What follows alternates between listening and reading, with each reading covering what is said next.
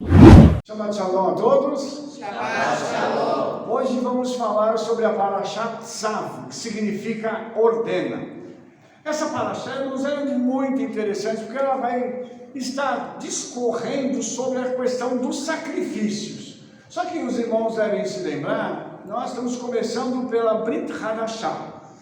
Então nós vamos começar falando lá sobre Hebreus capítulo 9, a partir do verso 11. Que fala sobre o Mashiach, que é o nosso Kohen Agadol, daquilo que haveria de vir, que ele estaria oficiando num tabernáculo melhor e mais perfeito, não feito por mãos, mas um tabernáculo que foi feito por ele mesmo na eternidade. Então, surge aqui logo de cara uma pergunta. Então quer dizer que existe um tabernáculo e um templo na eternidade? Sim. Os irmãos entenderam então que o que acontece aqui na terra é somente um replicar daquilo que já existe nos céus? Lá em Apocalipse fala sobre o templo de Elohim, que está nos céus. No livro de Apocalipse existem várias ocorrências falando sobre isso. Então, eu gostaria que você pudesse entender agora que quando Yeshua morre, o seu sangue é oferecido uma só vez para que o pecado possa ser completamente perdoado. Você se lembra que o sacrifício dele foi único. Aqui em Levítico, quando nós estamos lendo a Parashá, nós vamos ver o seguinte: tem que fazer um sacrifício pelo sumo sacerdote, pelos sacerdotes, pelo povo, e esse sacrifício tem que ser contínuo. Em que sentido? O camarada pecou, tem que oferecer sacrifício. O Kohen Agadol tinha que oferecer sacrifício continuamente por ele. Mas Yeshua, quando morreu por nós, ele fez um único e suficiente sacrifício. Isso é muito importante porque ele se torna o mediador de uma Brit Hadashah, que está aí no verso 15 lá de Hebreus 9. Ou seja, ele vai mediar uma restauração da aliança. Ele vai, portanto, trazer para a terra uma restauração de aliança que havia sido profetizada por Jeremias lá no capítulo 31. Então isso vai ser para que houvesse a redenção da humanidade. Yeshua vem como esse mediador, porque ele vai falar sobre essa primeira aliança que foi feita pelo Eterno com Abraão, quando os animais foram cortados e o Senhor passou pelo meio, formando um 8 deitado, que na matemática é um símbolo do infinito. Ou seja, aquele pacto ali tinha sido único, suficiente. Por isso que não tem o segundo, mas tem a restauração do primeiro. Os irmãos entenderam isso? Então quando alguém fala aí, foi uma nova aliança, nova significa que aquela já ficou velha e não serve mais. Mas se ficou velha, por que foi feita?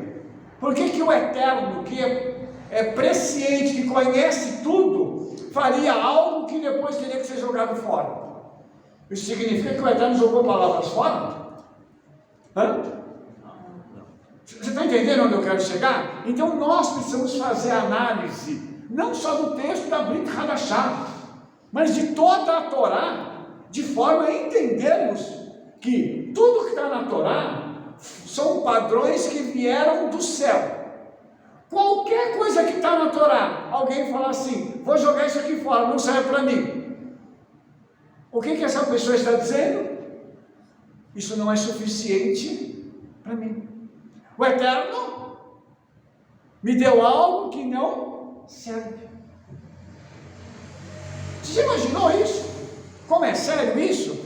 Então, quando vem falando sobre isso, o escritor aos Hebreus, ele fala que o sangue dos bodes, dos bezerros, dos cordeiros, purificaram. os pecadores. Imagine o sangue de Yeshua que pode fazer. O sangue de Yeshua não só trouxe purificação, ele quebrou um império, que é o império da morte. Ele desfez esse império. Inclusive, foi algo tão extraordinário que a morte passou a ter um novo significado. Agora a morte já não reinava absoluta. Agora a morte depende do sangue de Yeshua, porque sobre a pessoa que está esse sangue já não há mais condenação. Se não há mais condenação, não há mais morte eterna.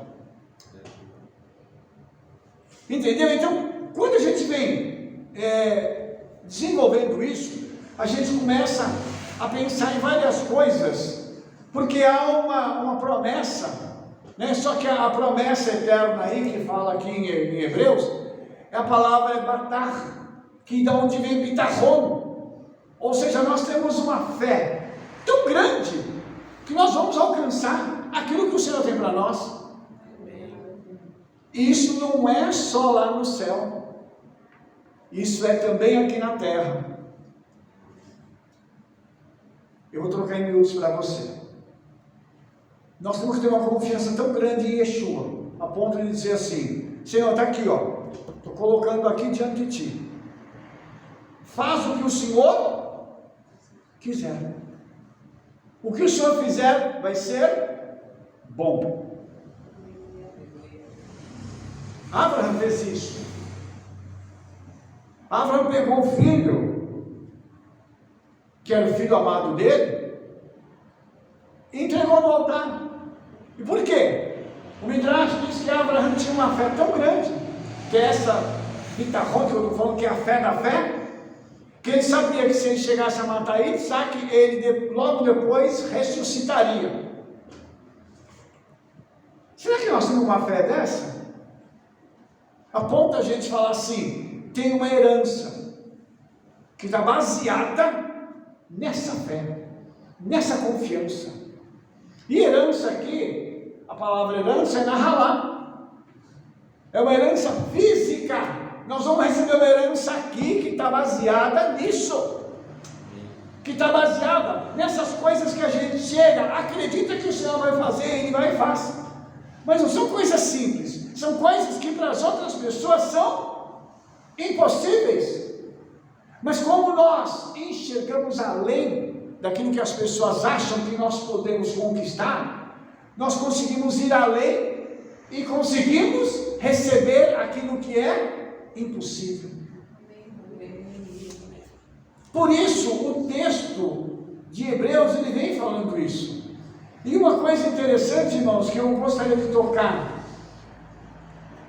aqui com os irmãos neste texto, é que quando a gente vai falando sobre tudo isso, nós temos aqui a questão da necessidade de que o sangue seja derramado. Porque se o sangue não for derramado, não há remissão de pecado. Yeshua podia ter escapado da morte? Não. Ele tinha que morrer. Ele tinha que morrer. Por quê? Para que nós pudéssemos ter vida, porque ele venceu, foi justamente a morte. Satanás conseguiu colocar algo dentro do universo que foi terrível. Ele implantou a morte. O universo era para ser eterno. Adão era para ser eterno, para não ter doença, para não ter nada. Mas quando a morte entra, quebra tudo isso. O que Yeshua fez? Ele precisava reverter isso aí. E ele reverteu através da sua morte e ressurreição. Quando isso aconteceu, o escritor aos Hebreus, então, ele diz assim: e assim como aos homens estão ordenados morrerem uma vez, e depois disso, o juízo. O que significa isso? Ninguém tem uma segunda chance. Ninguém. o homem vai ter uma chance de acertar. E ele vai ter múltiplas oportunidades para acertar. Mas ele tem um negócio dentro dele chamado livre-arbítrio. E esse livre-arbítrio, de um lado ele é excelente, e do outro é terrível. Porque permite que pessoas tomem decisões erradas e acabem com suas vidas. Misericórdia. Então você vê que aqui em 2 Hebreus não tem segunda chance. Ou a gente vai certo agora, ou então a gente não vai alcançar tudo isso que o livro de Hebreus está falando. Quando Yeshua morre, ele morre uma vez só pelos pecados. Não tem segunda vez. Yeshua vai morrer segunda, terceira, quarta. Por causa do meu pecado, Yeshua tem que morrer de novo. Ele tem que voltar lá para Jerusalém para morrer de novo pelo meu pecado. Não. A morte dele foi suficiente. E ele deixou ordenado ao homem que o homem morra uma só vez. Depois disso, vai para julgamento. Aqui nós já temos na morte um pré-julgamento. O que significa isso? A pessoa que morre com Yeshua vai para um lugar chamado Gan Eden, que é o Jardim do Éden. Ela já recebeu o prêmio dela? Não. Ela está na antessala aguardando. Ela está aguardando por aquilo que ainda ela vai receber. Aí, a pessoa que morre sem Yeshua vai para onde? Para o inferno. Ela já recebeu a condenação total dela? Não, mas ela já vai entrar em sofrimento. Então você imagina que tanto de um lado quanto do outro ainda há mais por vir. Quem morre com Yeshua já recebeu a vida eterna? Sim, mas ainda tem mais coisa para poder receber, ou seja, a recompensa ainda vai ser maior. Quem morre sem Yeshua vai para o inferno, já começa a sofrer, mas aquele sofrimento ainda pode piorar. É que vocês aqui que estão me assistindo não estão vendo a cara que os irmãos estão fazendo. Quando eu falei do inferno, as caras aqui são ótimas. E por que isso, irmãos? Porque Yeshua estabeleceu algo na palavra. Ele dá chances para todos os homens. Então, durante o nosso ciclo de vida, nós temos que fazer as coisas certas. Para quê? Para a gente alcançar aquilo que o Senhor tem para nós, que é a vida eterna. A não ser que alguma pessoa queira ir para o inferno. Aí é a escolha de cada um. Mas isso tudo vai depender do quê? Vai depender da decisão que a pessoa fizer agora. O livro de Hebreus, ele é muito claro com relação a isso. Uma chance, aproveitou? Excelente. Não aproveitou? Não tem replay. Isso é algo terrível. Então, o livro de Hebreus fala dessa realidade, apontando para o sacrifício, que é a mesma coisa que está constando nessa paraxá. Ou seja, a paraxá, ela vai falar sobre as modalidades de sacrifício que apontam para o Messias e que mostram a necessidade de nós termos os nossos pecados perdoados. Só que, para que um pecado possa ser perdoado, existe uma progressão. Qual é a primeira coisa para o pecado ser perdoado? Eu tenho que identificar o quê? Eu pequei. Eu tenho que admitir que eu pequei. Porque se uma pessoa fizer alguma coisa de errado e disser, não, isso para mim não é pecado, para ela, ainda que seja, ela vai continuar agindo como se não tivesse pecado. Então eu identifiquei, pequei. Agora eu vou para o arrependimento. Estou arrependido, de verdade. Não é remorso, é arrependimento. Confessei o meu pecado. Agora eu vou orar e pedir o quê? Perdão. Porque se fosse lá na época da Torá, já tinha que pegar o sacrifício, colocar debaixo do braço e chegar para o sacerdote. E quando o sacerdote olhava, dizia assim: qual foi o problema? Vai pesar onde? No bolso. Naquela época pesava no bolso. Hoje nós só temos que orar. E isso foi tão bom que deixou até ser mais econômico para a gente, né? Hoje a gente não tem que buscar um sacrifício ou comprar um cordeiro. Eu não sei quanto está um cordeiro hoje, mas a última vez que eu vi estava R$ 2.500. Então já imaginou um camarada pecar, tem que desembolsar R$ 2.500? É meio preocupante, né? Misericórdia. Então imagine isso. Cada pecado R$ 2.500. Entra em falência, né? Tem gente que ia passar de rico para miserável rapidinho, porque não para de pecar.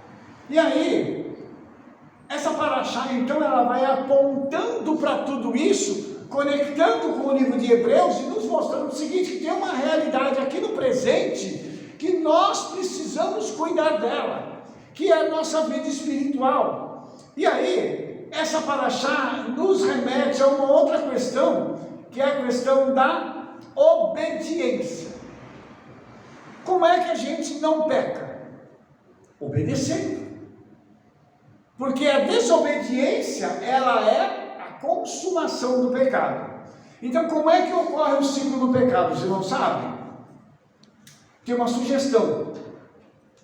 Primeiro, vem aqueles capetas sugerir alguma coisa. Ó, faz isso. Já pecou? Ainda não. Mas já veio a sugestão. Então, se a pessoa pega e toma uma ação para consumar a sugestão que ela recebeu do maligno, então ela dá o passo para poder pecar. Entendeu? Então, dá para evitar o pecado? Dá. Quando o diabo falar alguma coisa, ou os demônios falarem alguma coisa, o que nós vamos fazer? Eu sei de onde está vindo isso. Você tem que identificar. É o Espírito Santo que está mandando você fazer aquilo? Se não é o Espírito Santo, o que eu tenho que fazer? Corre. Vamos evitar. Porque a gente sabe que isso vai trazer o quê? Prejuízo espiritual para a nossa vida. E óbvio, dependendo daquilo que acontecer, pode trazer prejuízo em outras áreas. Por isso que o pecado é algo tão terrível. E aqui em Jeremias 7, a partir do verso 21, Jeremias vem falando sobre essa questão dos holocaustos, dos sacrifícios, e ele foca numa coisa que é interessante, que é a questão da desobediência. Então, o profeta Jeremias, ele vai chegar e falar, sendo a boca do Senhor, né, que o povo não ouve, não anda no caminho do Senhor, ou seja, em poucas palavras, que eles não estão obedecendo, e eles largam o Senhor para pegar e cometer agora idolatria. E se tem um pecado que é terrível e que o Eterno abomina, é a idolatria. Por quê? Porque a idolatria é colocar alguma coisa no lugar do Eterno. Aquela coisa é o máximo para aquela pessoa. Então, vamos parar para pensar um pouquinho. Quem nos criou? Yeshua. Quem sustenta a nossa vida?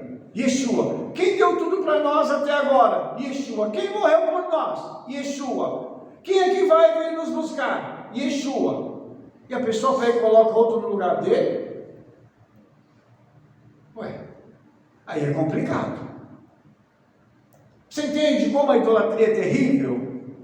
Quando lá na Torá diz assim: não terás outros deuses diante de mim, eu sou o Eterno, vosso Elohim. Por que o Senhor está dizendo isso? Porque os outros não fizeram nada por ninguém, ele fez tudo. Aí pega o Senhor, coloca ele para escanteio e diz assim: o bichinho aqui de barro, o bichinho aqui de ouro, de prata, essa coisinha aqui, Vocês entendem como que o Senhor fica irritado? Porque é como se eu estivesse olhando para o filho dele, que ele criou, que ele fez tudo por ele, falando assim: ô burrinho, Você não está enxergando não o que você está fazendo. Você está me jogando fora por nada. Um ídolo, inclusive a palavra em hebraico, ela significa coisa de nada. A palavra ídolo, você sabia disso? Ela significa coisa de nada. Ou seja, o ídolo é nada. E mesmo assim tem gente que ainda gosta de ter os seus pequenos deuses. Por isso, nada pode ser colocado no lugar de destaque, que é do Senhor.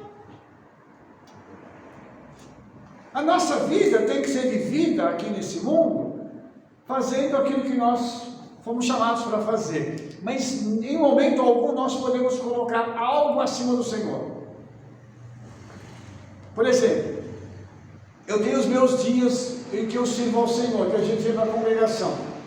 Nesses dias, a prioridade é fazer o quê? É vir para a congregação. Ah, não, eu vou deixar de vir para a congregação porque tem um jogo de futebol. Ah, porque o fulano me convidou para fazer isso. Ah, porque eu acho que hoje está chovendo. Ah, porque hoje está muito calor. Aí a pessoa está arrumando um monte de deuses para colocar no lugar do Senhor. Então tudo isso, irmãos, Jeremias vai condenar aqui, e Jeremias vai ser assim, bem duro. E nós conhecemos o profeta Jeremias. Ele era chamado de profeta chorão, mas ele batia com vontade. Ele batia com vontade. Por isso, né, jogaram ele no poço. O pessoal quis calar a boca de Jeremias, né? O profeta nunca é muito bem visto, né? O profeta é sempre aquele ser estranho, aquele corpo estranho aqui. O que você quer estar fazendo aqui? Seu encrenqueiro nojento. O pessoal acha que o profeta é assim. Mas na realidade, aquele homem estava denunciando o pecado do povo. E o objetivo qual é? É trazer santidade para as pessoas. Trazer santidade como? Levando as pessoas à obediência. Será que isso é muito, irmãos? Nós abandonarmos essas coisas que são ruins para nós, para poder servir ao Senhor? O povo muitas vezes não quer ouvir porque acha que aquilo não é bom para ele. Mas os profetas, eles não falam por conveniência, eles falam por serem a boca do Eterno. E hoje continua sendo assim.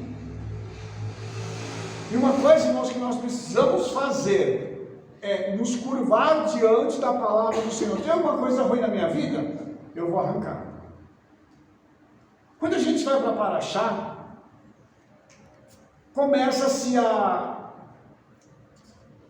falar sobre uma lei, um ensino acerca do holocausto. Essas ofertas que serão queimadas durante a noite até o dia seguinte. E aí, toda oferta que é colocada sobre o altar, ela tem um objetivo. Por que eles colocavam aquela oferta ali? Geralmente o problema maior era pecado, mas algumas vezes era gratidão, algumas vezes tinha um outro sentido. Então, as ofertas que são colocadas no altar, elas têm que ter propósito. Quando você colocar a sua oferta sobre o altar, que a sua oferta tenha propósito, que não seja só por colocar uma oferta no altar, tem que ter algum propósito muito bem definido. Por quê? Porque ela vai gerar algo na sua vida. Isso aqui é muito importante a gente entender, porque a Torá ela vem falando sobre essas questões do fogo que está no altar e que não se apaga. Por quê? Porque o altar tem que estar sempre preparado para receber as ofertas. E o sacerdote deve estar sempre pronto para responder às necessidades do pecador.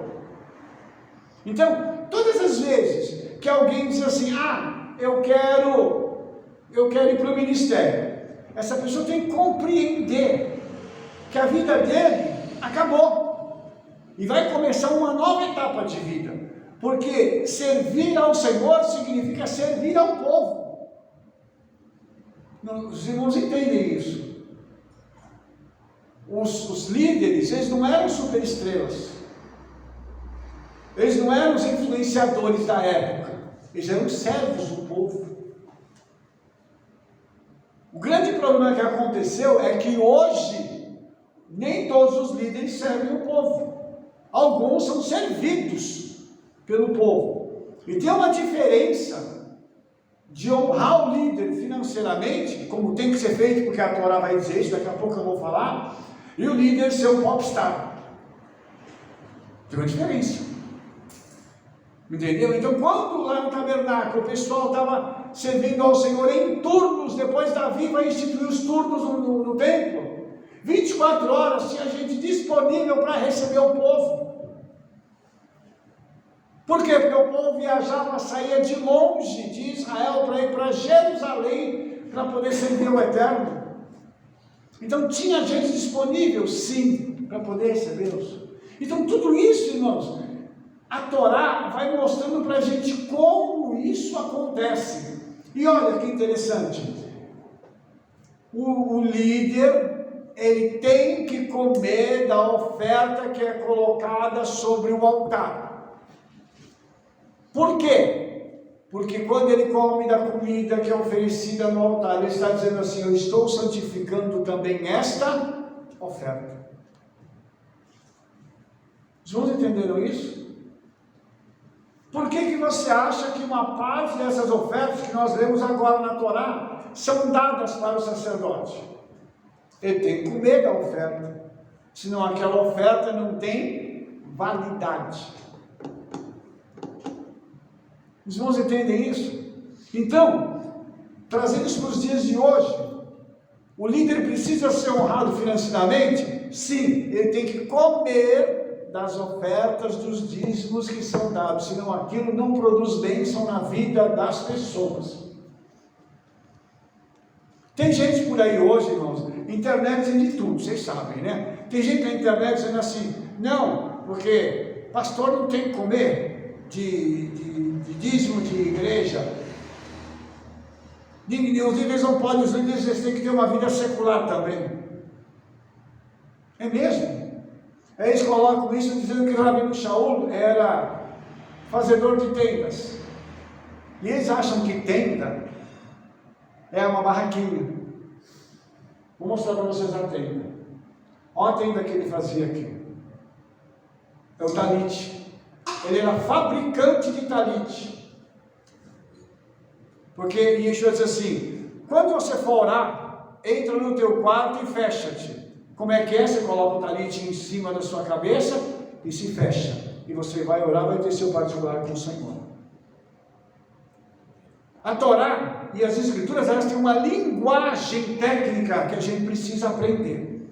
Então, eles pegam esse versículo para falar assim: ah, vocês têm que trabalhar, todo mundo tem que trabalhar. Só que na Torá foi separada uma tribo que não podia trabalhar, que trabalhava para o povo. E o povo dava as suas ofertas e abençoava a vida deles. Mas eles também tinham que estudar. Chegasse com qualquer problema, tinha que tentar resolver de todo jeito.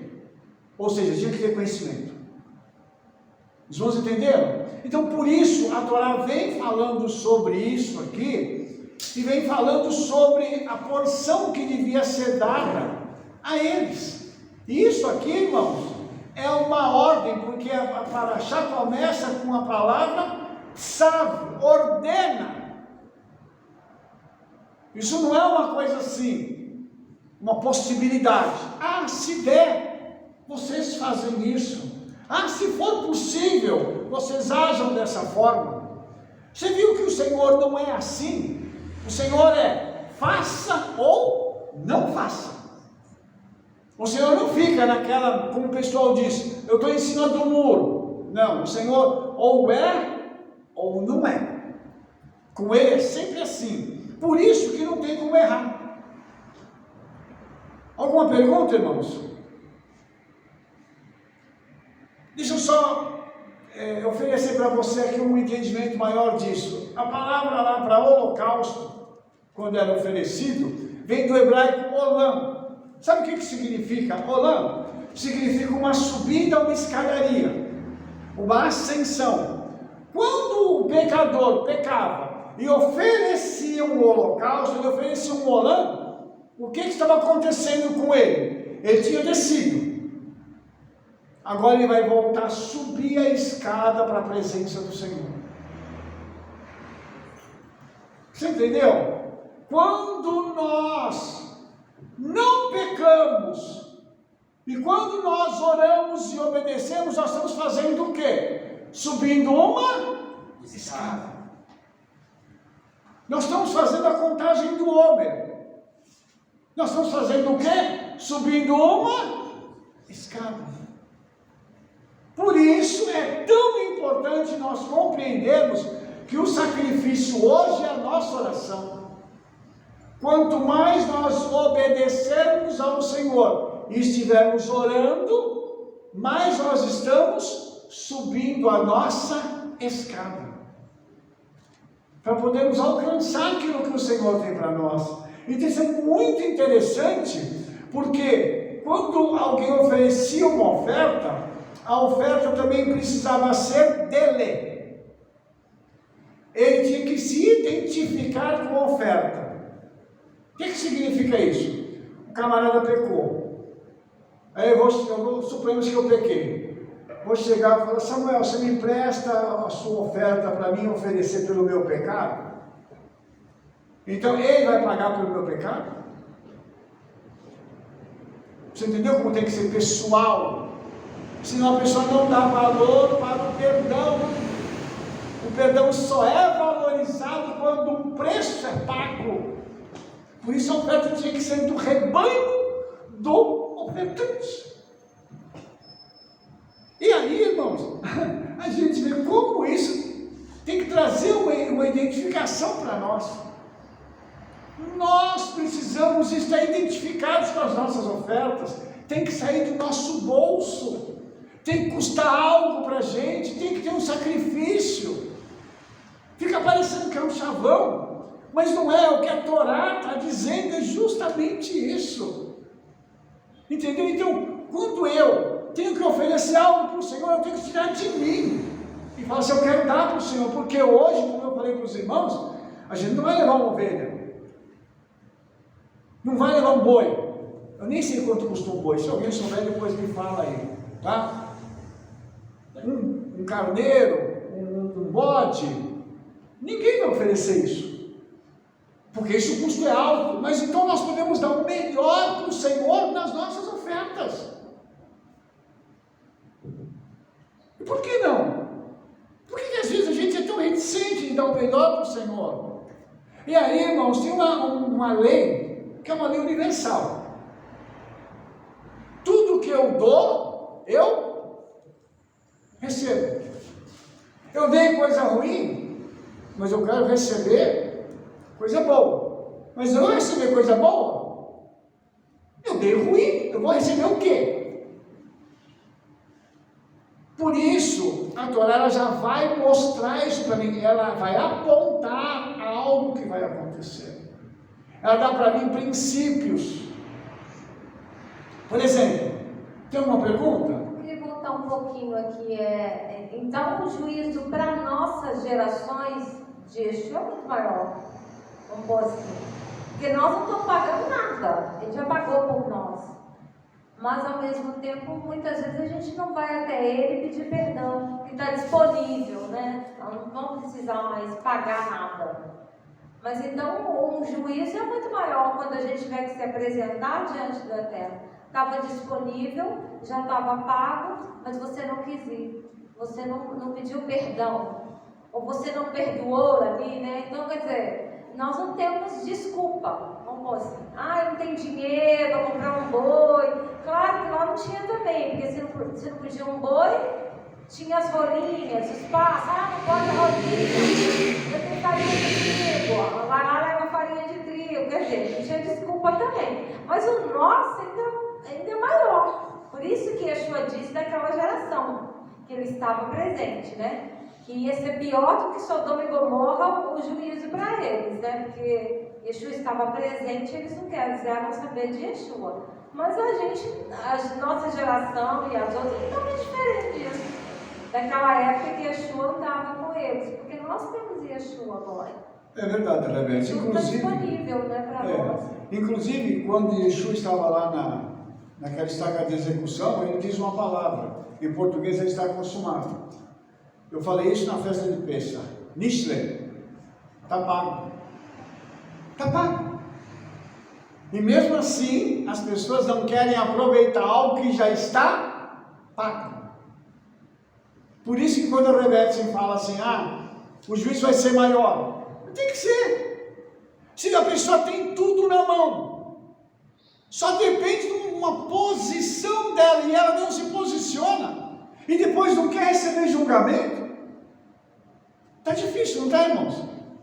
Pense bem, o nível de coisas que nós precisamos entender, para a gente poder chegar e falar para uma pessoa assim, olha, está tudo certo, depende só da sua postura, do seu posicionamento.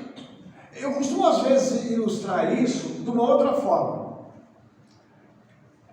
É como se o Senhor tivesse pego e falado assim, eu vou dar um cheque em branco para você, hoje não tem mais cheque, né? Mas é como se o Senhor dissesse assim, eu vou fazer um pix para você, qual o valor que você quer? Senhor, pode fazer de R$100. Por que a pessoa pediu R$100? Porque ela não acredita que ele é dono de tudo. Você entendeu? Muitas pessoas estão querendo isso. Eu não acredito, não. Só que a hora que um camarada morre, fala assim, Senhor! Mas aí já era. Os irmãos entendem onde eu quero chegar? Então hoje é tempo da gente poder se posicionar e falar assim, puxa vida, eu quero receber o melhor, mas eu vou me posicionar para receber o melhor.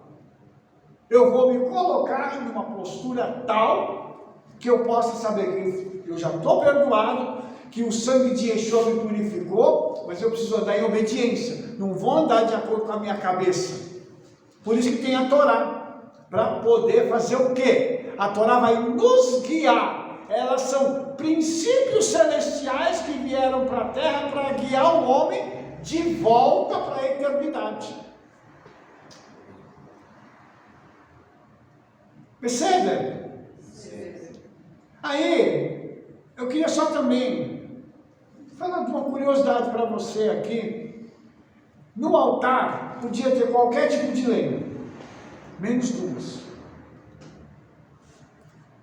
oliveira e parreira. Rabino, por que não pode madeira de oliveira? Porque a oliveira representa a nação de Israel. A nação de Israel vai para o fogo? Vai não. E a parreira? Yeshua diz assim, eu sou a videira e vós, os ramos. A videira é o próprio Yeshua. E nós estamos nele. Por isso essas duas árvores não poderiam ir para o altar, para serem queimadas, para servirem de lenha para o holocausto. É uma curiosidade, mas essa curiosidade tem um fundo da Escritura, mostrando para a gente como nós devemos entender a Bíblia e entender o que o Senhor deixou para a gente. Quando isso aqui foi colocado na Torá, a gente veio conhecer o motivo para isso na Brit Hadashah. Olha que coisa! Então os sábios já diziam isso, mas na Brit Hadashah que nós vamos entender com plenitude. Por isso que é muito importante isso, a gente olhar e falar assim, a madeira vai para o altar, mas nós não vamos. Israel não vai para o altar para ser queimado. Não, nós vamos levar o nosso sacrifício, mas nós não vamos servir de alimento para o fogo. Quem vai servir de alimento para o fogo são outras árvores, que não estão conectadas com a nação de Israel e com o Criador. Aleluia! Tem uma frase também que o fruto salva a árvore, né? Que como a oliveira dá o azeite também e a barreira dá o vinho, o fruto vai salvar a árvore. Que é a nossa vida, né? Pelo fruto que o Senhor vai ver o que é que vai ser, né? Se vai queimar ou não, né? Inclusive, Yeshua disse sobre nós que quando uma árvore não dá fruto, ele vai e limpa. Para quê? Para que ela possa dar fruto. E Yeshua diz assim: o vosso fruto permaneça. Aleluia! O nosso fruto é eterno. Isso significa que nós temos uma semente que caiu em nós, e que essa semente tem um DNA, e que esse DNA é tão bom, que o fruto jamais vai ser esquecido. Chegando na eternidade, ele vai ser lembrado. Você fala assim: mas eu não lembro, Senhor, que eu fiz isso. Mas o Senhor vai falar assim: eu anotei. Eu anotei o que você fez lá, e eu agora tenho uma recompensa para você aqui. Gente, que coisa é essa? Pois não. Shalom, Rabi. Rabi, o senhor falou sobre o significado do nome Holocausto, buscando a origem. E por que hoje, na atualidade, chamam de Holocausto a morte dos 6 milhões de judeus que teve nessa vida, assim, agora, atual? Então, a sua pergunta é muito boa. Você pegou um termo da Torá e transportou para a história. Muito boa a sua pergunta. Por quê? Porque o Holocausto, ele é a morte e o final de uma vida. O que sobra do Holocausto são as cinzas. E as cinzas, aqui na Torá, elas vão ser sagradas. Então isso é muito interessante, porque quando eles fizeram isso com o povo de Israel, como se eles quisessem eliminar o povo de Israel, por isso chamou de Holocausto. E eles quiseram transformar o povo de Israel em quê? Em cinzas. Para acabar com o quê? Com uma promessa. Porque lá na Torá o holocausto está ligado à salvação. O outro holocausto ele vai para o outro extremo. O outro extremo, que é exterminação, não é salvação. Então, você veja que coisa interessante. O da Torá tinha um objetivo de vida. Esse outro holocausto tinha um objetivo de morte. Mas como eles não conseguem eliminar o povo de Israel, o que o Senhor fez? O Senhor tinha avisado Israel antes, através do profeta Ezequiel, no capítulo 37, o famoso Vale dos Ossos Secos. O Vale dos Ossos Secos, ele tem uma coisa interessante, porque quando a gente vê, às vezes, uma gravura sobre isso, você olha, você vê uma pessoa e você vê os ossos expostos. E é uma cena muito forte, porque aquilo é um cemitério a céu aberto. Né? Quando você assiste um filme chamado A Lista de Schindler, tem um momento em que a câmera ela dá um panorama e ela vira. E você vê aquele monte de corpos mortos e te remete ao quê? A Ezequiel 37. O Senhor avisou que isso ia acontecer. Mas só aconteceu por causa da desobediência. Voltamos para aquilo que o profeta Jeremias falou. Quando o povo desobedece, a consequência vem. E é terrível. Você acha que Israel precisava passar pelo 7 de outubro agora? 2 anos atrás? Não precisava. Mas estavam andando em desobediência. E por que o Senhor permite isso acontecer com Israel? Para trazer Israel de volta para a obediência. Porque se não trouxer uma repreensão para o filho, ele não volta. Aí o filho se perde cada vez mais. Então, o Senhor fez o quê? Ele repreendeu, permitindo que aquilo acontecesse. E, comparativamente com o Holocausto, o que aconteceu agora foi pior. A crueldade foi muito maior. E olha que o Adolf Hitler e os seus fizeram coisas assim terríveis. Entre elas, eles fizeram uma experiência em que eles queriam saber o que tinha dentro da cabeça de um judeu. E eles abriram, só que a pessoa estava viva. Abriram a cabeça dele E ele gritando de dor para ver o que tinha na cabeça de um judeu. Então, isso é uma crueldade muito grande, fazer isso com uma pessoa viva, sem anestesia, sem nada. Então, isso é para você ver e para a gente entender que o que acontece hoje de tragédia tem um motivo: desobediência. Os irmãos querem ter uma vida tranquila? Os irmãos querem ter uma vida segura, uma vida boa? Por favor, obedeça. Se você quer ter uma vida assim, digamos assim, o grande pulo do gato, qual que vai ser? A obediência. A estratégia é só uma: obedecer. Porque a obediência, ela carrega consigo um fluxo. Deixa eu pôr um pontinho aqui do holocausto, que o pastor perguntou. Na realidade, o holocausto era todo queimado, né? Não podia ficar nada, né? E nem o sacerdote podia comer. E lá no holocausto, tudo do judeu era usado, não tinha nada que sobrava. Os dentes, tudo, né? As roupas, a gordura e as cinzas, que a gente estava falando de cinza, era para adubo das plantações. Então um soldado chegava perto do judeu e falou: tá vendo esse repolho aqui, ó? Esse repolho aqui, o adubo é do seu povo que morreu, e aqui está o adubo, tá as cinzas do teu povo aqui. E nós vamos comer esse repolho.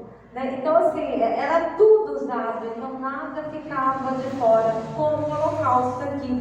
A cinza era sagrada aqui, mas para eles não era para alimento lá, né, o adubo. Né? É por isso, irmãos, que isso é tão terrível. Nós estamos falando de algo aqui que é terrível na história. Uma das frases que a gente diz no dia, lembrando o dia do holocausto, é a seguinte: holocausto, nunca mais.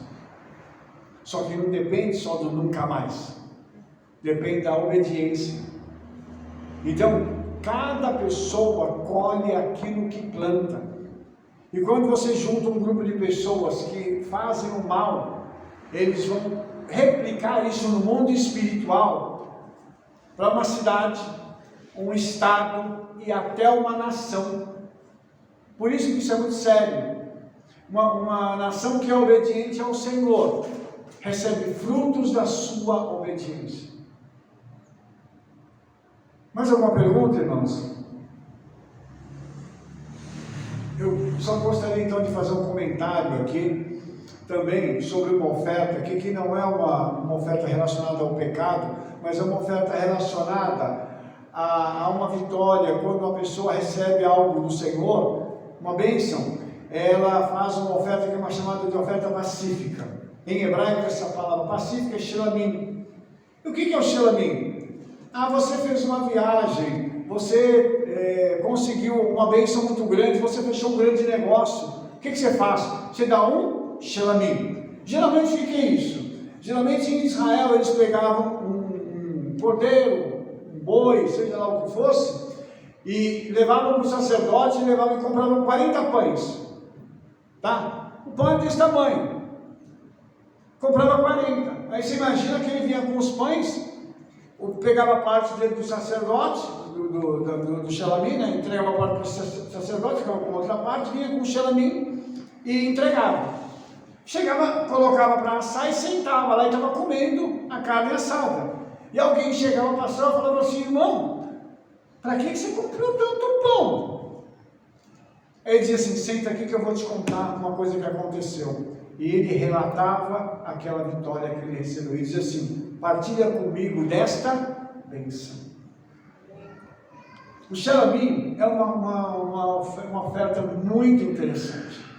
E essa palavra shelamim, ela vem da raiz da mesma palavra shalom. E ela está ligada com shalom, que é estar completo, sadio. Por quê? Porque quando a pessoa recebe uma grande bênção, ela fica alegre, e a alegria traz cura. Shalom, que é a própria oferta pacífica em si. Shalom, que estabelece uma aliança de paz. Por quê? Quando nós estamos em obediência, em paz com Yeshua, o resultado na terra é algo extraordinário. Shalem, que significa perfeito, inteiro, completo. Ou seja, quem recebe uma bênção deste nível está completo. E Shilem, que é a última palavra da raiz, que significa recompensa. Então isso mostra para a gente o seguinte, que a obediência tem recompensa. Rabi, e o número 40 significa o quê? Os 40 pães. O pão eu já sei, mas os 40 seria o quê? 40 pessoas para compartilhar aquele momento? 40 pessoas para poder anunciar a bênção que recebeu. É como se ele tivesse passado por uma provação e aquele fosse o ápice da aprovação dele, já com a aprovação do Eterno. Provou, foi aprovado e fez um jantar, como se para nós fosse um jantar de ações de graças. Vamos reunir aqui 40 pessoas. Vamos chamar que vai todo mundo da congregação comer por minha conta. Vamos chegar lá, hein? Aleluia! Vamos para o restaurante do Zezinho das Couves e vamos comer lá. Entendeu? Os Estados Unidos fazia isso muito, acho que ainda faz, Estados Unidos, né? Ação de graça. E parece, eu não tenho certeza, mas que no Brasil tinha instituído essa ação de graças, né? Um dia de ação de graças. Só não estão cumprindo. Só não cumpre, Faz Halloween,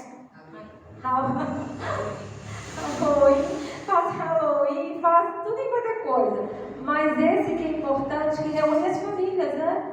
Reúne os familiares, tudo, para agradecer ao Eterno por tudo, né?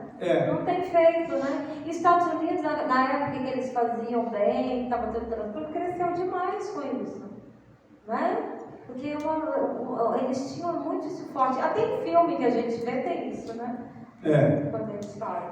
E tem uma coisa interessante, né, irmãos? Porque isso tudo são opções, tá? Decisões que são tomadas lá em cima do governo. Eles preferem uma coisa maligna do que uma coisa para abençoar a vida das pessoas. Então, meus irmãos, vejam a que ponto nós chegamos, né? Por isso que nós estamos orando muito pelo Brasil, para que a justiça seja restabelecida no nosso país, porque nós realmente não sabemos o que é justiça, e nós estamos precisando pedir ao Senhor que Ele restabeleça a justiça sobre a nossa nação, tá?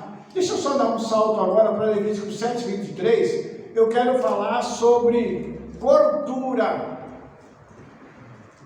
Levítico 7:23 diz assim: fala aos filhos de Israel, dizendo: nenhuma gordura de boi, nem de carneiro, nem de cabra comereis.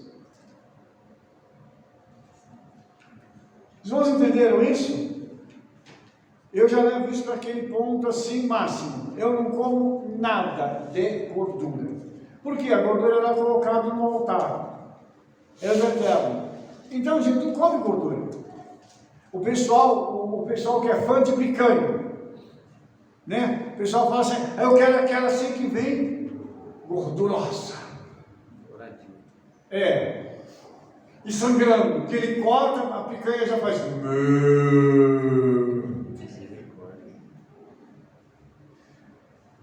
Parece brincadeira, né, irmãos? Mas não é. É a realidade que a gente tem. Então, não dá para a gente comer gordura. A gordura ela é proibida pela Torá. Eu não sei se você prestou atenção, mas está dizendo, o texto está dizendo assim: nenhuma.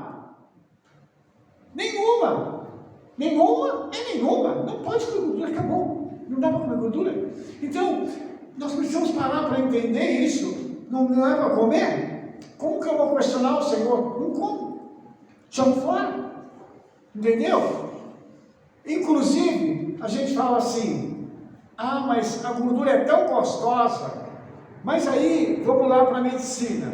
Essa gordura é boa para o coração? Está aqui a nossa fisioterapeuta que pode dizer isso. Já falou que não é. Se a medicina diz que não é, e o Senhor disse antes da medicina falar, mas a pessoa está com um problema de coração, aí o cardiologista diz assim: não come gordura. A pessoa fala assim: o cardiologista falou. Desculpa, irmão. Mas o camarada dá ouvido para o cardiologista e não dá ouvido para o eterno. Isso é absurdo. É horrível a gente rir de uma situação dessa, mas o ser humano, ele é assim. O camarada está morrendo.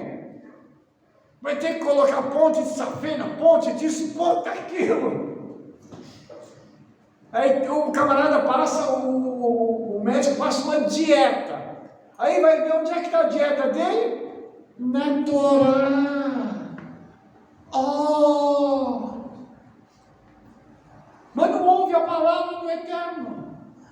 Inclusive, a questão da saúde, da questão do estresse, quem oferece selo a mim é porque está feliz. Quem está feliz não tem estresse. E quem não tem estresse tem melhor saúde e vive mais. Perfeito? Vocês não estão entendendo? Então quer dizer, a Torá é um guia para tudo isso, irmãos.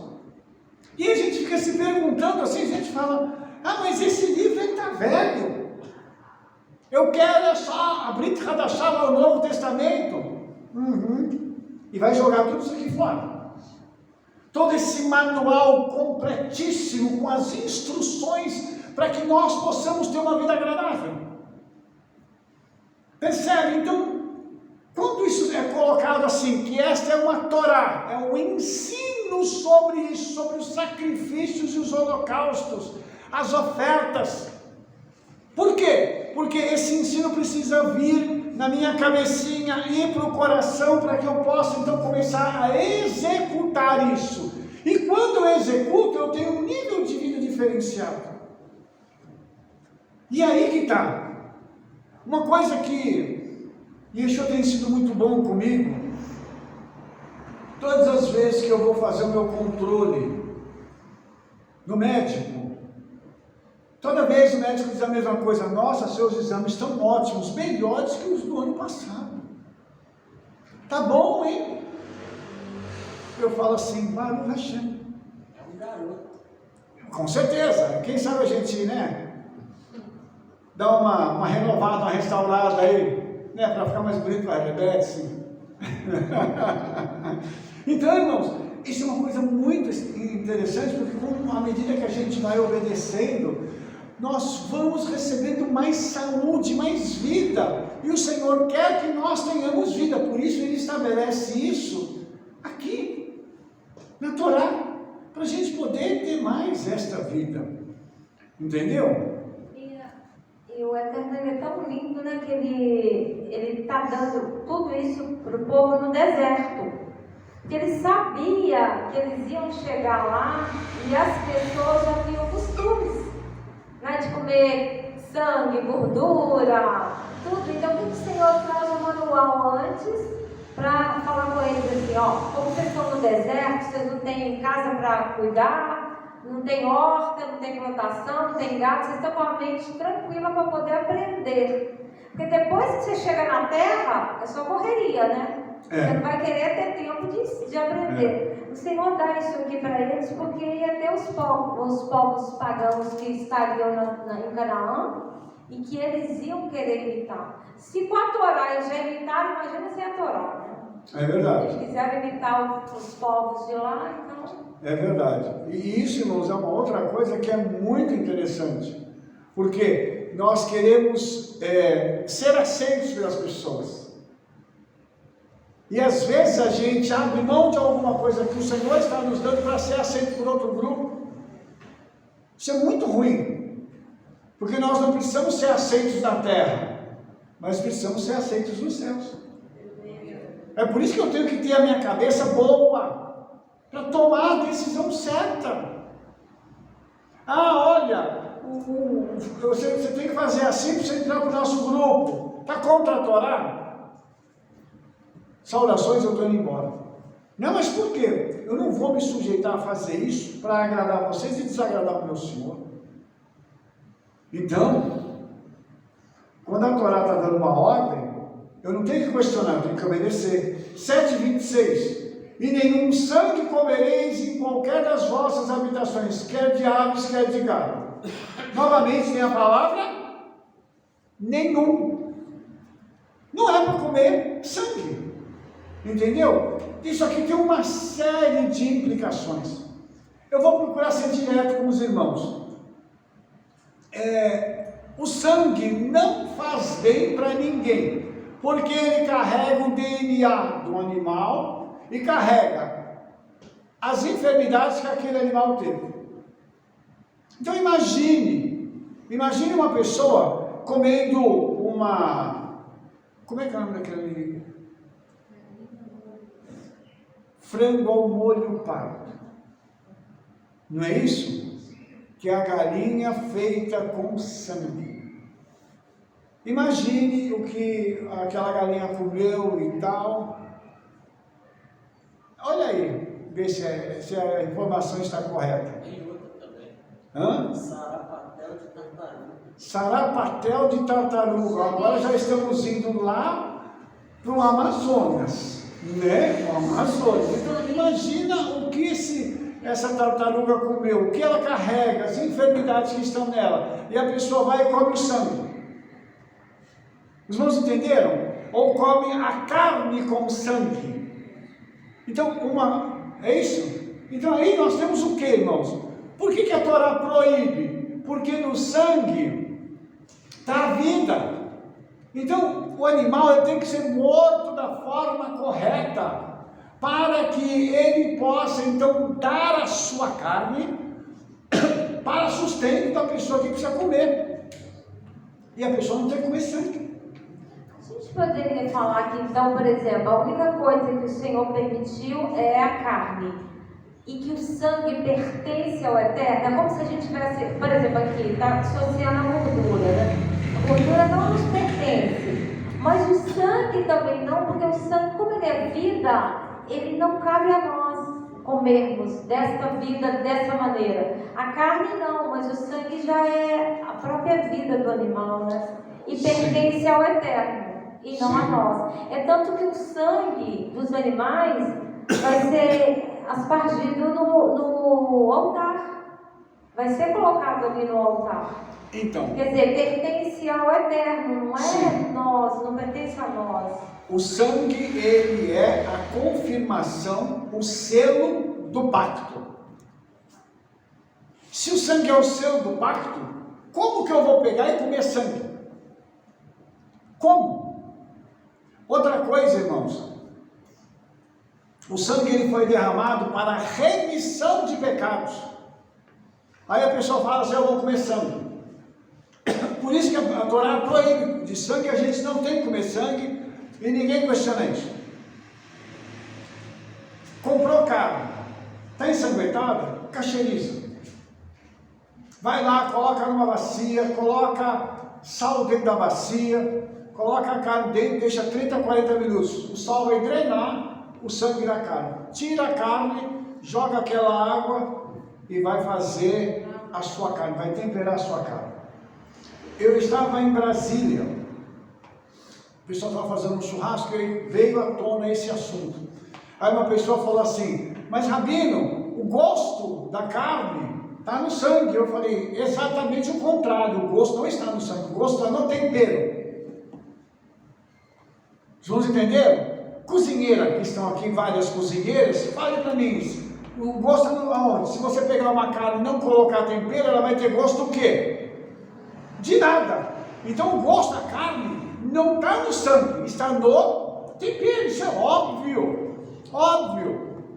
Agora, uma coisa que os demônios sabem é que o sangue está ligado a um pacto de vida e de morte. Quando um animal morria, ele morria com que objetivo? Que o pecador tivesse vida. E os demônios sabem disso. Por que os demônios requerem sangue? Porque eles querem que haja uma troca da vida pela morte. Então eles exigem o quê? Sangue. Por isso que a Torá diz, não dá para comer sangue. Sangue está ligado a um monte de coisas, irmãos. E aqui não daria para mim falar agora, porque teria que fazer um tratado só sobre o sangue. Mas o básico, é isso que eu estou falando para os irmãos. Tem que evitar sangue. cacheriza a carne, faz o que for necessário, e você pode comer carne? Não. Você deve comer carne. Porque a carne nos foi dada para isso. Nós precisamos de proteína. Nosso corpo precisa de proteína. Tem gente que fala assim: ah não, mas todo o crente ele devia ser vegano. Não pode comer carne. Tem que comer sim, irmãos. Nós temos que comer porque o nosso corpo precisa. Então, quando o Senhor deu a carne, Ele falou para Noa que podia comer, inclusive lá em Noa, quando eles são colocados na arca, Ele separa os animais puros dos animais impuros. Antes de Moshe estabelecer isso, Noa já sabia disso. Quem falou para Noa que tinha animais puros e impuros? Fala para mim. Os irmãos entendem que essa já é uma lei que vem de lá do céu para trazer saúde para a gente. Por isso, irmãos, eu não vejo sentido em se questionar esse tipo de coisa. A pessoa fica lutando e falando assim: não, mas hoje com Yeshua pode tudo. Será que pode? Onde é que tem escrito isso? Aí eu vejo, infelizmente, muitos irmãos com uma saúde péssima, comendo qualquer coisa. Líderes desse tamanho assim, porque tem uma alimentação horrível. Aí reclamam: ah, porque a minha saúde não está bem, ora por mim. Tem que orar para fechar a boca e passar a comer direito, porque não é possível. Então, irmãos, eu estou falando para vocês que a Torá tem instruções, inclusive para a nossa boa saúde, e passa por isso. Quer dizer, agora ao invés de eu ficar questionando o Senhor, eu vou parar e obedecer. Só isso. Lembra que eu falei no princípio da paraxá sobre obediência? Eu estou falando de novo. Obediência é tudo na Torá. Na vida da gente, obediência é tudo, até para trazer boa saúde para a gente. Percebe? Deixa eu só colocar um pontinho aqui em Atos, porque todo mundo fala de Torá, né? Ah, mas a Torá já passou, não sei o quê. Em Atos 15, o verso 20, é aquele concílio, né? É o tal do concílio. O concílio de Atos. Uma das coisas que ele fala é: abstenham das contaminações dos ídolos, da prostituição, do que é sufocado e do sangue. Aqui na Brit Hadashah, quem está dizendo aos apóstolos?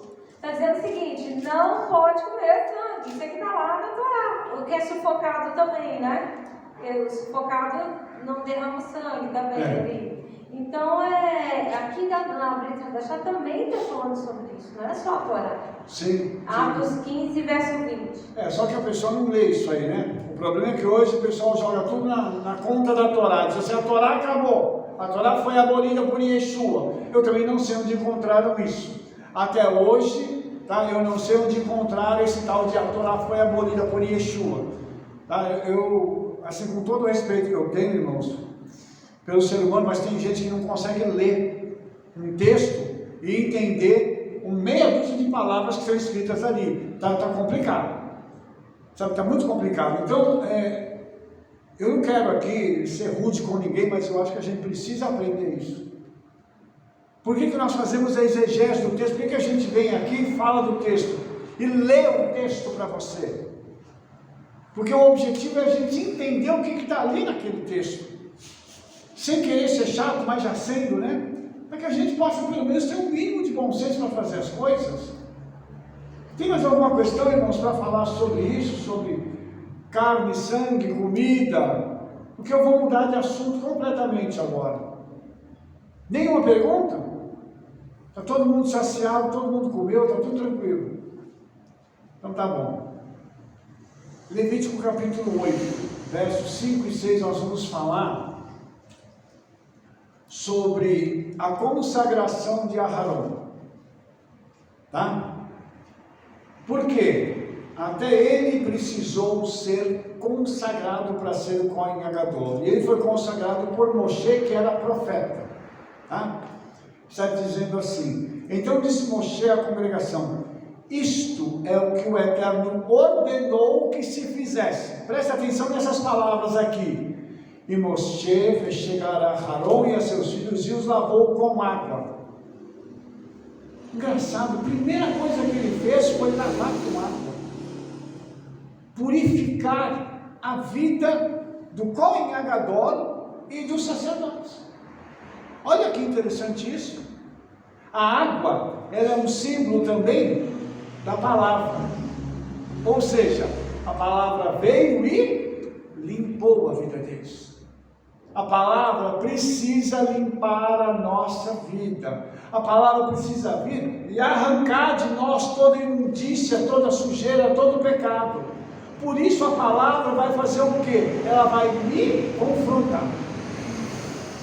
A palavra não vai pegar e alisar o meu ego. Fala assim: ai, você é tão bonito, você é um vencedor, você é um lindinho do Senhor. A palavra vai dizer outra coisa. E ela vai fazer com que nós nos levantemos como príncipes e princesas, mas é através do quê? Dessa obediência. Os irmãos entenderam? Não é alisando o ego, é tratando o caráter. É colocando a gente na posição que Ele definiu para nós. Aí, quando eles são lavados, a Torá continua dizendo o seguinte: e vestiu-lhe a túnica e cingiu com o cinto, e pôs sobre ele o manto, e também pôs sobre ele o éfode, e cingiu com o cinto de obra esmerada do éfode, e o apertou com ele. Depois pôs-lhe o peitoral, pondo no peitoral o urim e o tumim, e pôs a mitra sobre a sua cabeça, e sobre a testa, na parte dianteira, pôs a lâmina de ouro, a coroa da santidade, como o Eterno ordenara a Moshe. Primeiro ele é lavado e depois se colocam as vestes como se fosse uma armadura. Se você pegar Efésios, tem uma armadura que é colocada. É como se o Cohen Agadol tivesse essa armadura. E é o interessante aqui, irmãos, que são 8 roupas que ele coloca. O 8 está ligado a recomeço, mas o 8, na tradição rabínica, está ligado ao sobrenatural. O que o Cohen Agadol ia fazer em Israel? Trazer o sobrenatural para dentro da nação. É o que Yeshua tem feito conosco. Então entenda uma coisa: ele precisava de todas essas vestes para poder se apresentar diante do Senhor. Ele não poderia se apresentar de qualquer forma diante do Senhor. Quando alguém vai ministrar a palavra do Senhor, a gente não pode de qualquer jeito. Eu diria até mais do que isso, que a gente vem para a casa do Senhor, não pode vir de qualquer jeito. A gente tem que vir com uma roupa que demonstre a quem nós estamos indo encontrar. Se você fosse se encontrar com uma pessoa muito importante, eu não vou falar com o presidente, porque isso não é importante, né? Mas tudo bem. Mas é verdade. Se você fosse encontrar com uma pessoa muito importante, você iria de tênis, de calça jeans, ia colocar uma camiseta? É uma pergunta que eu estou fazendo para os irmãos. Então, eu estou fazendo essa pergunta por quê? Porque quando a gente vem para a casa do Senhor, nós temos que entender o seguinte: Ele está aqui. Meu Pai. É que você não está vendo aqui, mas está num desânimo, está terrível. O Senhor está entre nós e isso traz para a gente uma responsabilidade. Ele disse assim: onde houverem 2 ou 3 reunidos em meu nome, ali estarei. Nós somos mais do que 2 ou 3, Ele está aqui entre nós. Então, a gente tinha que ter essa consciência: eu estou indo para a casa do meu Senhor. Eu tenho que colocar uma roupa decente, eu tenho que estar bem vestido para poder ir até Ele, para encontrar com Ele. Então tudo isso o Cohen Agadol tinha que fazer. Os sacerdotes tinham roupas de linho, que representam os atos de justiça dos santos. Para ser sacerdote não pode ser qualquer coisa. Eu estou aqui com os homens da congregação, todos vocês são sacerdotes. A primeira coisa que vocês precisam ser justos. Justiça. E a justiça, ela é imparcial. A justiça é única. Ela não tem duas faces.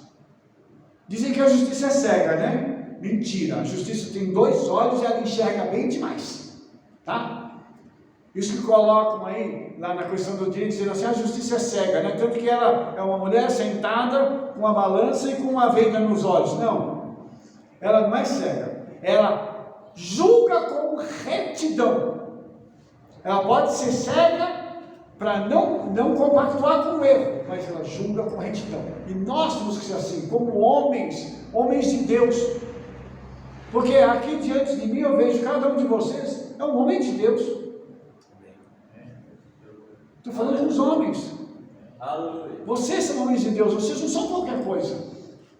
Então, quando a gente vê aqui o Cohen Gadol sendo preparado para oficiar, isso não é de qualquer jeito.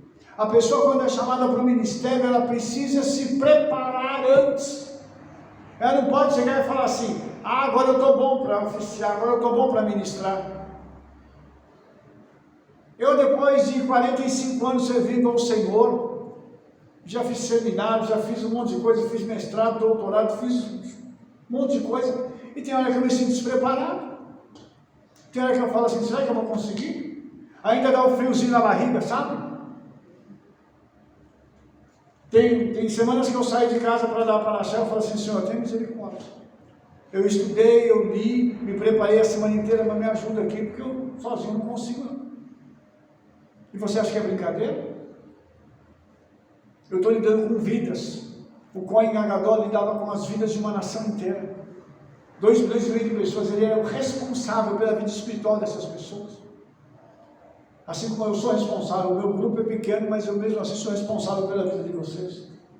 Então tem que ter um preparo. Esse homem, ele carregava, né, o seu talite sobre si, ele tinha toda uma série de um aparato aí, uma série de coberturas que estavam sobre ele, mas ele carregava no peitoral o Urim e o Tumim, luzes e perfeições, onde o Senhor falava com ele, no coração dele.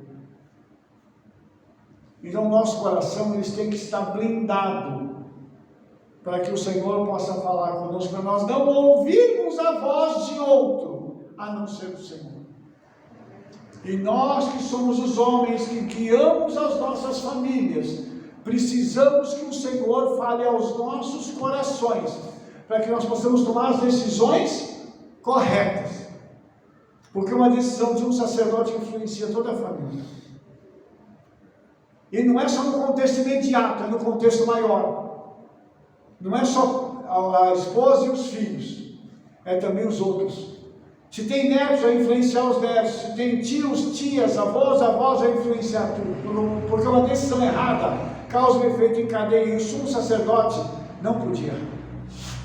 Imagine um homem que não podia errar.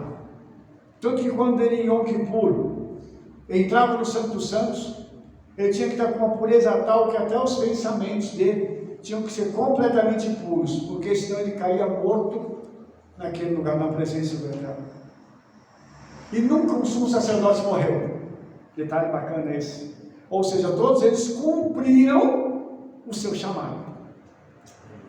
Mas imagine que o Midrash conta uma coisa muito interessante, que o sumo sacerdote entrava, e o povo, porque as pessoas estavam do lado de fora do templo, ficava todo mundo em silêncio, para ouvir as sinetas. E eles estavam oficiando e balançando, e os sininhos que estavam no seu manto, na sua túnica, eles estavam fazendo barulho. Significa que ele estava vivo. Enquanto tinha barulho, ele estava vivo. E quando o sumo sacerdote terminava o que ele foi fazendo no Santo dos Santos e saía, o povo fazia assim, aleluia, ufa. Por quê? Isso significa que ele tinha cumprido tudo aquilo que ele precisava cumprir. E quando ele saía, ele saía com a vitória não só para ele, mas para todo o povo. Vou falar uma coisa para vocês. Uma das coisas que o sumo sacerdote pedia, sabe o que era? Que os homens enriquecessem. Aleluia. Para que os homens iam enriquecer, Rabino? Porque esses homens iam cuidar da nação. E eles precisavam do quê? Recursos financeiros para isso. Por isso que a gente fala assim, todo judeu é rico, né? Então nós estamos chegando na riqueza, né, irmãos? Aleluia. Então nós estamos chegando lá. Mas por que o judeu é rico? Tem uma resposta para isso. Porque o Senhor entregou algo para eles cuidarem da sua nação. Tem gente que cuida dos irmãos. Eu estive conversando com o irmão outro dia, e ele ajuda muita gente. E ele falava assim, Rabino, eu não sei qual que é o meu ministério. Eu estou há tantos anos orando, pedindo ao Senhor para me dizer qual que é o meu ministério. Ele falou, quando ele terminou de falar, ele disse assim, o que o senhor acha? Eu falei assim, mas teu ministério está na cara, qual é? Ele falou, qual que é, Rabino? Eu falei, de socorro.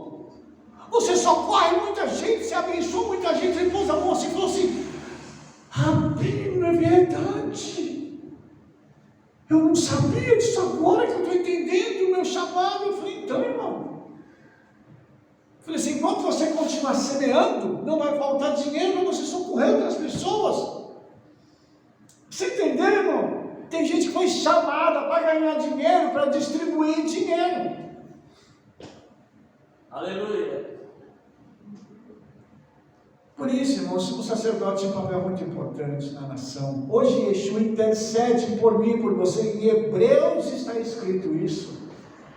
Ele intercede por mim e por você. E na medida em que eu entender que o dinheiro é uma ferramenta, ele vai dar cada vez mais para mim e para você. Por que ele não dá muito dinheiro para pessoas hoje? Para algumas pessoas? Porque tem gente que não pode ver dinheiro. Já começa... Não, porque eu sou o rei da cocada preta. E da branca também, tá? Porque agora, Rabino, agora eu tenho que sentar perto do Senhor, porque o meu dízimo agora é X.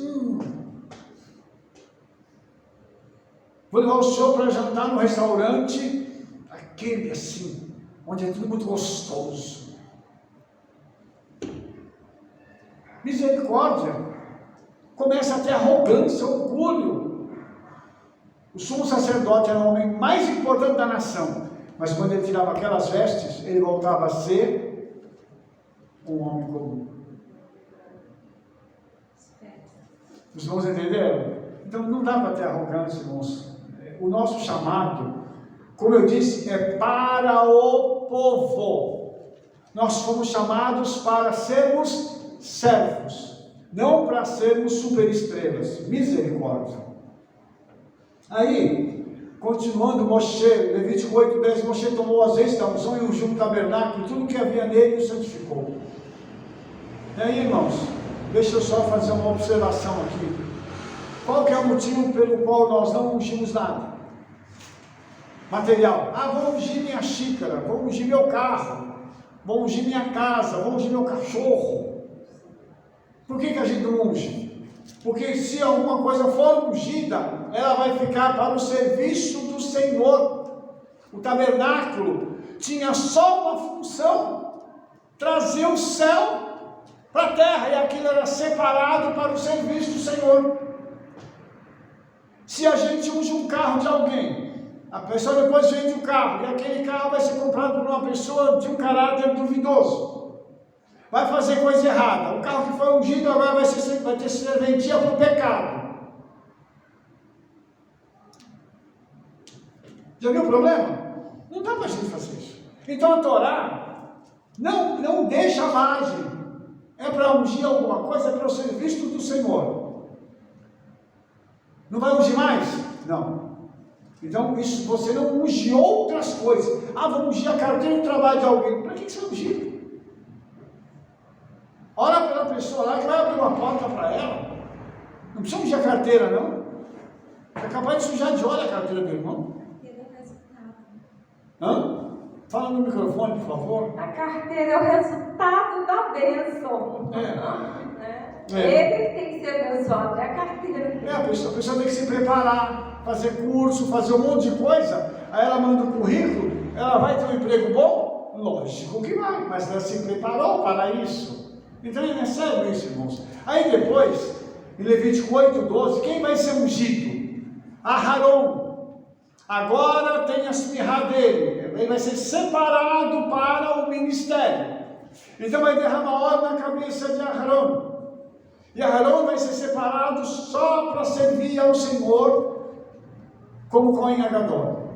Então pode se ungir pessoas, pode quando ela for separada para o ministério. Outra coisa, vai orar por alguém enfermo, precisa ungir o enfermo? Não é o óleo que cura, quem cura é o nome de Yeshua. Depois que a pessoa recebeu a oração, pode colocar o óleo para confirmar? Pode, porque Tiago diz que dá, assim pode fazer. Mas pegar e falar assim: olha, esse é um óleo poderoso. Ele veio lá de Israel. Esse óleo. Não vou continuar. Porque nós já ouvimos isso, irmãos. Porque esse óleo, você levar para a sua casa, você ungir a sua casa, sua vida vai mudar. Vai nada, sua vida vai mudar se a gente se arrepender, se a gente fizer as coisas certas e obedecer ao Senhor. Óleo não muda a vida de ninguém. Quem dera, né? Quem dera, né? Um litrão. Comprar 5 litros de óleo e sair derramando em casa. O duro é cair depois, toma escorregar e pô, vai pro chão por causa do óleo. Mas é complicado. Nós estamos falando isso, irmãos, não é aqui para ferir ninguém, é porque foi ensinado para as pessoas uma coisa, de uma forma errada, um misticismo que não precisa ter lugar.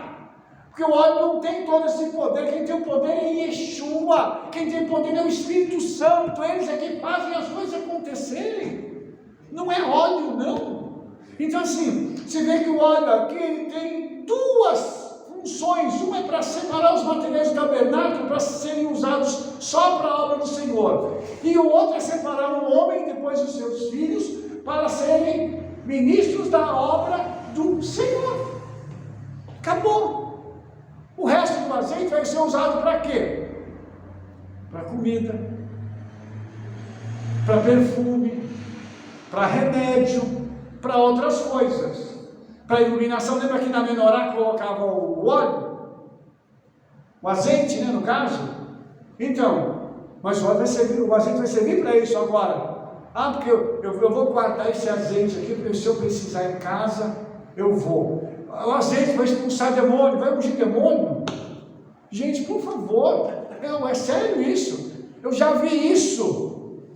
Fulano vou ungir o endemoniado, porque o demônio vai sair com azeite. O demônio vai dar risada na cara da pessoa. O demônio vai sair escorregando. E Rabi, sem se falar que usam o nome do óleo diferente, né? Porque cada óleo tem uma função, vamos dizer assim, né? Tem isso aí. Aí eu vi o irmão uma vez, eu repreendi na hora. Não, o óleo de nardo aqui para expulsar o demônio, faz isso não, mano. O nardo ele é utilizado na cultura judaica para ungir o morto. Você está matando o irmão aí agora. É porque tem na realidade, a palavra ungir, na realidade, é o seguinte: quando você está jejuando, vamos dizer, unge a sua cabeça, ou seja, antigamente se fazia isso muito no povo antigo, né? Ia lá, passava vaselina, os cabelos ficavam tudo. Para quê? Para ninguém notar que você está abatido, que você está muito para baixo, porque está jejuando. Então ia lá, passava óleo na cabeça. E como a Bíblia está escrito ungido, né? Unge a cabeça, fica achando que é essa unção que se faz, mas não é. Era normal no doente passar o óleo para sarar, né? Aquele lá do samaritano lá. Então, assim, era normal em Israel esse tipo de coisa. Porque aqui é uma unção de consagração, que é totalmente diferente. Igual o enfermo. Você não vai consagrar o enfermo. Você vai pegar o óleo, depois que você orou, você vai pegar o óleo para uma confirmação. esse óleo não vai poder ser para consagração. Sim. Né? É. Então é porque o português não dá para a gente entender umas coisas assim. Sim. Não é verdade. toquei nos meus ungidos, né? É outra Os coisa. machiarrinhos, né? Por quê? Porque nós somos separados do eterno, mas nós não somos o Machia, né? Mas lá a palavra é Machia, né? Sim. Então é porque confunde muito é o hebraico, e aí na hora da tradução vira uma salada. Só um detalhe aqui, irmãos, a palavra ungir vem do verbo machar. O verbo machar significa espalhar um líquido sobre uma superfície. Então, quando vai ungir, vai espalhar o líquido sobre uma superfície. Aharon, quando foi ungir, não colocou uns pinguinhos aqui, assim, na testa dele. Pegou o óleo e derramou. Vem descendo para Entendeu? Então ele vai descendo e vai escorrendo. Isso é unção. Para consagração de alguém para o ministério. Entendeu? Então tudo isso, irmãos, a gente precisa tirar os conceitos e substituir pela palavra do Senhor, para a gente não ficar nessa confusão toda, porque isso traz confusão, infelizmente, tá? Mais alguma pergunta, irmãos? Porque eu vou caminhar já para o fim aqui da Paraxá, entendeu? Para que a gente possa encerrar esse nosso momento aqui na presença do Senhor. Nenhuma pergunta, irmãos? Então tá bom. Eu só queria mostrar uma curiosidade aqui também para os irmãos, né? Porque quando a gente fala da consagração de Aharon, né? Foi um evento único, né? Então, o Midrash diz que quando isso aconteceu, os judeus todos queriam ver Aharon sendo consagrado. Então diz que eles começaram a se apertar ali, e diz que o Senhor fez um milagre ali, para que pudesse acomodar todas as pessoas para verem e ouvirem as palavras que estavam sendo ditas no momento da consagração de Aharon e dos demais Kohanim. E o Midrash diz assim, que o Eterno queria que todo o povo percebesse que os Kohanim são especiais. E o povo então honraria os Kohanim. Lembra que eu falei que eles não eram superstar? Mas eles deviam ser honrados, eles deviam ser reconhecidos como pessoas diferenciadas em Israel. Por quê? Porque eles tinham sido separados para algo especial. E também o Midrash diz assim, que o Eterno queria que cada judeu soubesse claramente que fora o Eterno quem escolhera Aharon e seus filhos para servir no Mishkan. Entendeu? Então, ninguém podia falar assim, foi Moshe, porque lembra que Aharon é irmão de Moshe. Moshe foi partidarista, escolheu o irmão dele, junto com os filhos, para poder colocar aqui. Olha, que chato isso, Moshe fazer uma coisa dessa. O Eterno quis fazer de um outro jeito para mostrar o seguinte: quem escolheu Aharon foi o Eterno. Moshe foi o veículo para que Aharon pudesse ser colocado naquela posição, para que ele pudesse oficiar ao Eterno. Então, o chamado aqui, ele é feito nos céus.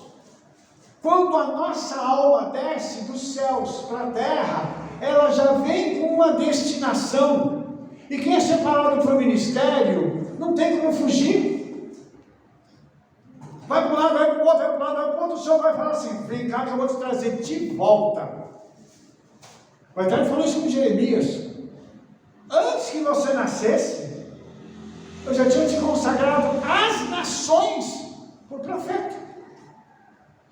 A tradição judaica diz assim, que a pessoa está lá no Gan Eden, onde as almas estão, e que ali o Senhor pega aquela alma e já ensina tudo para ela e dá o destino que ela vai ter na terra. Só que ela desce, não se lembra de tudo que vai acontecer, mas à medida que as coisas vão acontecendo, ela vai vendo que aquele é o destino que ela tem que seguir. Então quem foi chamado para o ministério, não adianta correr não. Não dá para correr, sabe por quê? Porque o Senhor vai atrás e fala assim: eu vou fazer você rodar, e você vai voltar para onde? Para o lugar onde eu te chamei. Por isso, irmãos, não dá para a gente pegar e lutar. Tem gente que foi chamada para fazer determinadas coisas. Eu falei agora há pouco, tem gente que foi chamada só para ganhar dinheiro. Não fala em ministério com uma pessoa dessa, ele não quer saber nem, mas fala assim, ganha dinheiro. Ele olha para uma xícara e fala assim, já sei.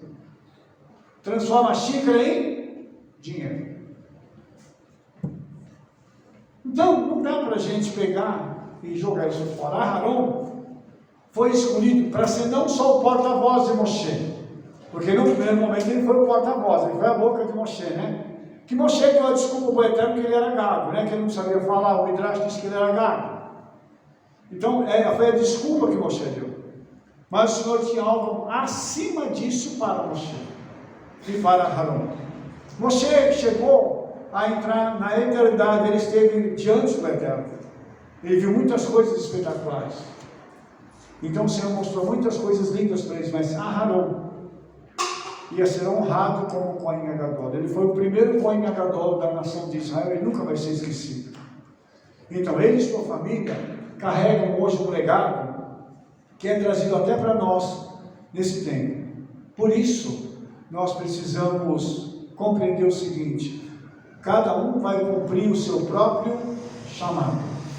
Aqui, cumpra o seu chamado.